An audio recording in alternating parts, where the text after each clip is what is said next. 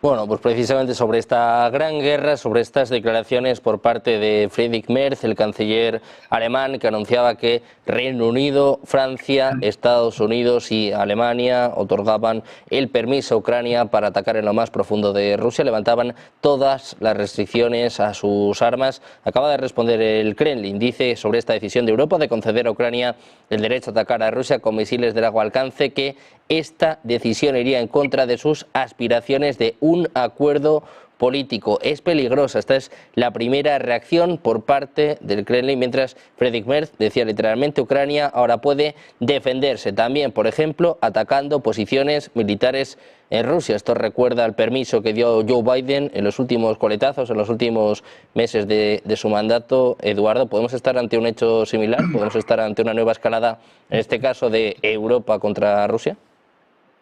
Hombre, a diferencia de Estados Unidos, Rusia mide cada una de las palabras de sus declaraciones. Y yo creo que lo has expresado muy bien. Esto acabaría con las aspiraciones de una solución política. Bueno, pues solo queda otra, ¿no?, que es la militar. O sea, es un aviso a navegantes. Y nunca mejor dicho que ahora que tenemos a los barcos saliendo de Anápolis y de Los Ángeles, de Estados Unidos, en todas direcciones, ¿no? Yo creo que realmente comparto la teoría de Adrián de que contra las cuerdas Ucrania es capaz de cualquier cosa. O sea, a mí no me sorprendería ver Chernóbil reventar y soltar una nube radioactiva por toda Europa antes que llegar a un acuerdo, ¿no?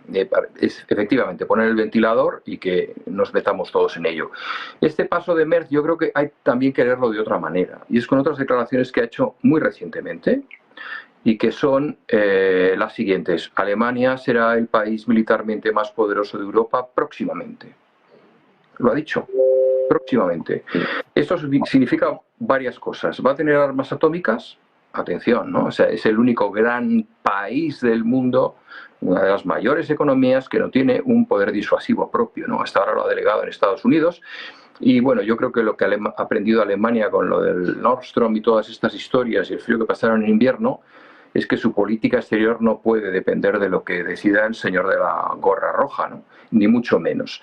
En segundo lugar está su planteamiento del liderazgo militar, un liderazgo militar para Europa, lo cual pues puede escamar a franceses y británicos. François Mitterrand decía que amaba tanto a Alemania que le encantaba que hubiese dos, cuando había dos Alemanias, ¿no? La prefiere partida que unida. En Reino Unido, pues ya sabemos, ¿no?, la tradicional amistad que han tenido a lo largo de la historia estos dos pueblos. Realmente a Macron no le haría ninguna gracia que su única carta, por emplear nuevamente los términos de Nevada que se han señalado, ¿no?, del póker y todas estas cosas, su única carta, que es yo soy el disuasor nuclear, pues se reparta entre más actores, ¿no? Sobre todo teniendo en cuenta que en la Unión Europea no está el Reino Unido, que sí tiene sus bombas atómicas y sus submarinos nucleares. Pero por otro lado, también hay que tener en cuenta que a Alemania le interesa muchísimo sacar esto adelante. ¿Por qué? Del rearme militar. Porque es un verdadero flotador para su industria. Es un verdadero flotador. Vamos a reconvertirlo a fabricar esas armas que Europa va a necesitar. No se las vamos a comprar a Estados Unidos. En los cálculos más optimistas, la Unión Europea cifra que solo el 70% se destinará a compras en Estados Unidos, solo el 70%. El otro 30%, ¿de dónde saldrá? Bueno, pues Alemania dice, vamos a ver, o sea, yo sigo con energías fósiles, pero las energías fósiles mueven tanques, ¿no? Con lo cual nadie va a cuestionar que no haya tanques eléctricos y que contaminen cuando disparen. Con lo cual yo creo que eso sería un poderoso acicate para reconvertir la industria alemana a esa dinámica militarista en la que nos estamos envolviendo recientemente. Por otro lado, yo creo que Merz quiere lanzar a su electorado en un momento en el que ha tenido que admitir en su gobierno a esta gente del partido que ha perdido las elecciones, que Alemania tiene su propia política, sus propios objetivos, tanto estratégicos como comerciales. Y bueno, pues sí, yo no creo, y de alguna manera le habrán informado a Putin que esto es una tontería, ¿no? O sea, no creo que den permiso en ningún caso a emplear armas militares, a no ser que, como ha dicho Adrián, las tirasen ellos mismos y las tirasen en un descampado, ¿no? Yo creo que eso no se va a dar, no se va a dar. Quiero preguntar, ¿qué opinas de esta orden, esta supuesta autorización, estos planes de Alemania que hoy informábamos, según la Bundeswehr, Carsten Breuer, uno de los altos generales de la OTAN, ha ordenado un rearme urgente en Alemania y ahora da este paso, ¿no? Permite atacar suelo ruso con armas alemanas. Ya lo había hecho Reino Unido con los misiles Storm Shadow, también lo hizo en su día Estados Unidos, como decía yo antes, en los últimos días de Joe Biden en el cargo. Ahora es Alemania. ¿Qué supone esto para el conflicto en Ucrania? Bueno, a mí me parece, fíjate, si recordamos hace breve espacio de tiempo cómo el presidente Trump hablaba de retirar entre 200.000 y 300.000 efectivos de Europa y mandarlos a Asia. Claro, si ya te está diciendo el presidente Trump que va a retirar estos efectivos, que los va a mandar a Asia, con todo lo que supone el tema de intendencia, equipamiento, infraestructuras, etcétera, no es ya que apoye tal, es que si eso se produce es que de una manera efectiva está retirando el apoyo directo a Europa frente a Putin. Con todas estas cartas marcadas está jugando Putin y está ganando su tiempo. Nosotros, aquí lo que dicen es que Francia podrá ejercer ese derecho, ese liderazgo como fábrica en materiales de defensa para poder complementar todo lo que es el poderío defensivo de Estados Unidos. Claro, pero es que para poner en marcha, para que Europa estuviera preparada para hacer frente a una ofensiva real a Rusia en un ataque frontal en Europa sobre la OTAN, es que siguen hablando de 10 años.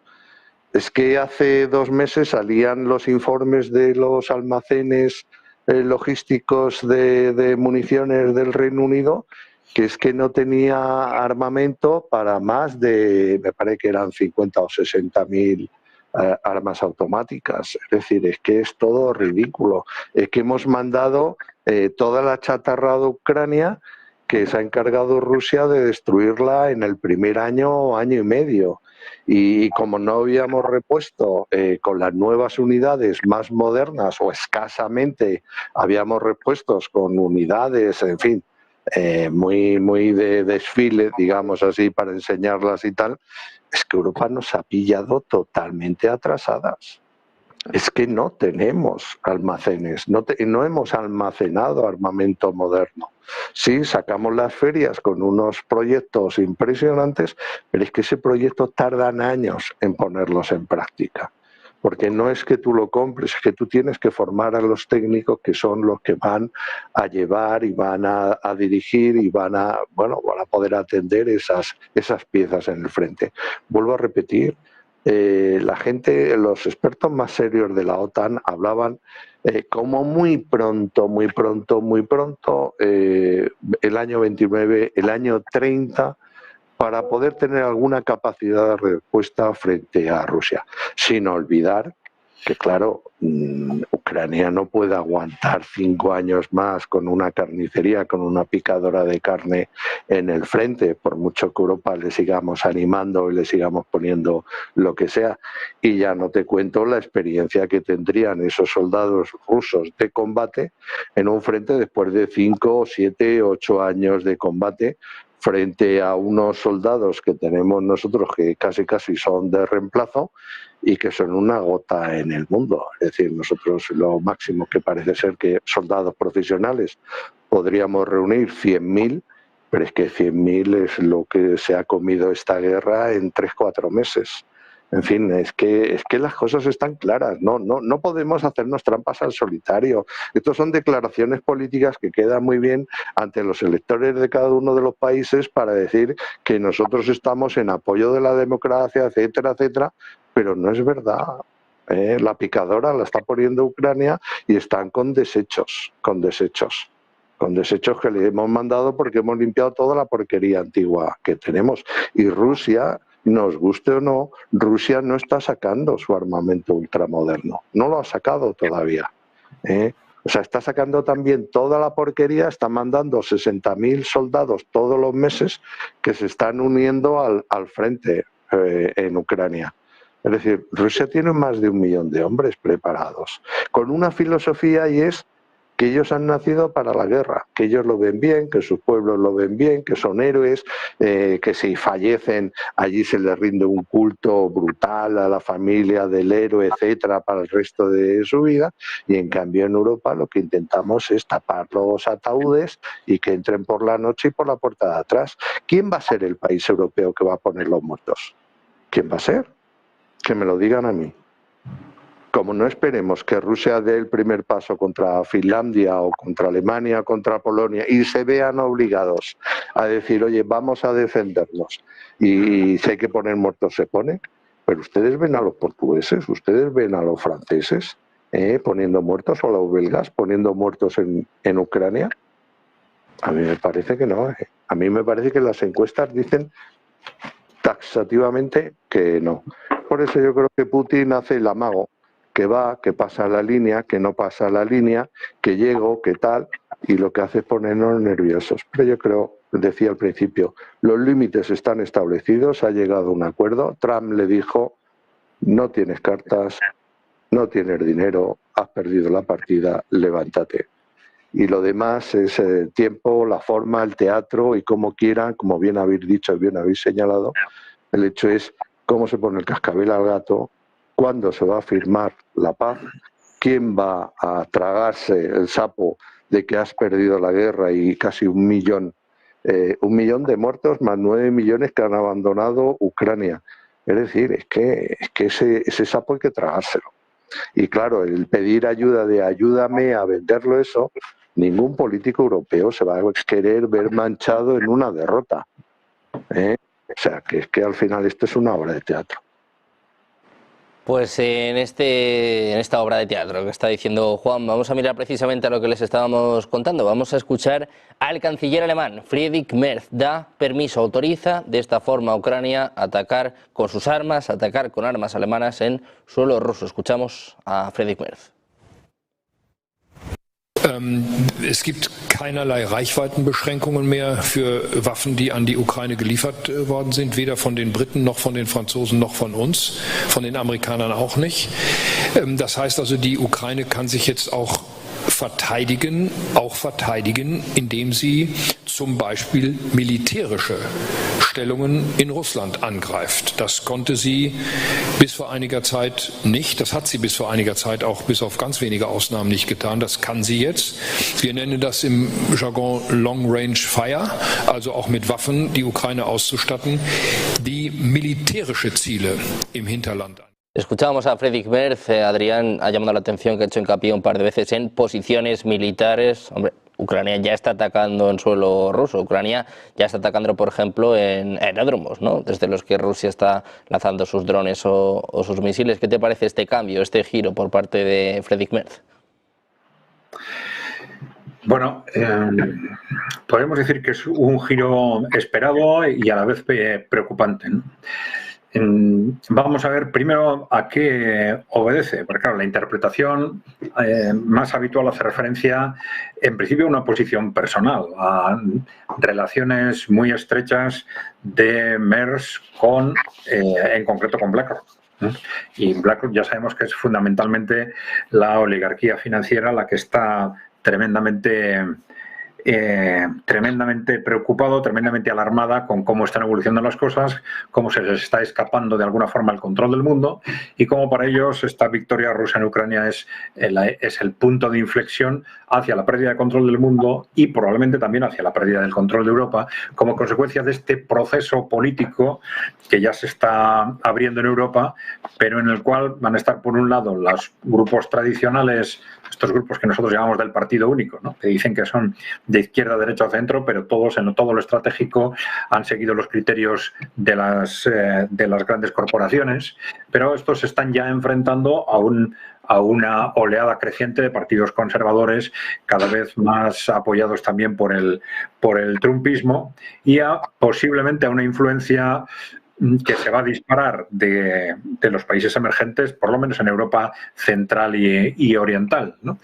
Y esto está poniendo en peligro, digamos, el control político, el control económico de estas élites, y no hay que descartar en absoluto que, como en Alemania se ha repetido, pues que Merz sea, digamos, una persona que está siguiendo con esta agresividad estas estrategias, porque son las que se están, digamos, poniéndose a la mesa por parte de estas grandes corporaciones. Porque, claro, son estrategias que en principio podríamos claramente interpretar como suicidas desde la perspectiva de Europa. Esto no es algo tan sorprendente en Alemania, cuyos gobiernos llevan tomando decisiones dramáticas para su propio país y además de forma premeditada varios años, ¿no? Pero claro, es que son posiciones que solo se puede entender yendo más allá de lo que es estrictamente la clase política. Porque al final los responsables políticos están 4 años, 8 años, pero bueno, lo que se juegan es relativamente poco con respecto a lo que se juegan élites corporativas que están viendo lo que sucedió con los oligarcas en Rusia a partir de la llegada del grupo de Putin al poder, y están pensando que a ellos les va a pasar lo mismo fácilmente en Europa durante la próxima década si Rusia obtiene la victoria en Ucrania, ¿no? Bueno, esto es el origen de este radicalismo, algo similar a lo que sucede en el caso de Macron con su vinculación con los Rothschild, ¿no? Pero este es claramente el origen de esta radicalización de la clase política europea en estos países. Y ya digo, yo, a pesar de que sabemos que estos países no tienen capacidad de enfrentarse militarmente a Moscú, pero sí sabemos que están dispuestos a todo, ¿no? Si hay que poner al mundo en riesgo como consecuencia de un posible conflicto de larga escala, de un conflicto incluso nuclear, es muy posible que no duden en hacerlo si piensan que así tienen alguna posibilidad de evitar ese futuro que en este momento les aterra, ¿no? Bueno, yo creo que estos movimientos de Alemania, desgraciadamente, hay que interpretarlos en ese contexto. Es un contexto que nos recuerda, desgraciadamente, mucho a la Alemania de los años 30, incluso desde el punto de vista económico. Se están planteando estas estrategias de rearme, en buena parte, como han dicho mis compañeros, como una forma de salir de los problemas económicos, algo que fue muy similar a lo que se hizo en la Alemania nazi, también usando mecanismos extraños que ahora serían mecanismos de deuda para impulsar un rearme que a corto plazo reanima evidentemente la industria, pero claro, con unas expectativas de medio y largo plazo muy oscuras, porque claro, un país concreto, si estas estrategias de rearme le salen bien, puede transformarse en un exportador y dar salida a esta producción armamentística a través de la exportación, pero esto es imposible si consideramos lo que es ahora Europa, con lo cual ese rearme solo puede tener una salida, que es la guerra. Es decir, que al final la guerra se convierta en una necesidad para dar salida a toda esa producción armamentística, porque claro, evidentemente llega un momento en que no es justificable decir, bueno, construimos todos los años 5.000 tanques para tirar otros 5.000 al mar, ¿no? Eso es impresentable. Entonces, eso necesita una salida, y rearmar masivamente un país, o en este caso un continente, solo puede tener una salida a medio plazo, ¿no? Que es ese posible enfrentamiento con Rusia, que ahora es una evidente fabricación para justificar el rearme, pero que puede acabar haciéndose una realidad precisamente en base a los medios que ellos mismos están poniendo sobre la mesa, ¿no? Bueno, pues escuchábamos a Friedrich Merz, escuchábamos al canciller alemán contando que 4 países de la OTAN han levantado las restricciones, los embargos a Ucrania. Vamos a contarles la respuesta del Kremlin. Dmitry Peskov dice que la decisión de varios países europeos de levantar las restricciones al alcance de los ataques con misiles en territorio ruso para Kiev es potencialmente peligrosa. Dice Peskov que contradice los intentos de llegar a un acuerdo. Es lo que apuntaba el portavoz, el secretario de prensa del presidente ruso, el en una conversación con el periodista de Life. Decía Peskov, estas decisiones, si es que llegan a tomarse, contradicen totalmente nuestras aspiraciones de alcanzar un acuerdo político y los esfuerzos que se están realizando actualmente en el marco de dicho acuerdo. Es una declaración, es una decisión bastante peligrosa, es lo que resumía Dmitry Peskov. Como les contábamos, el canciller alemán Friedrich Merz declaró anteriormente que su país estaba levantando todas las restricciones al alcance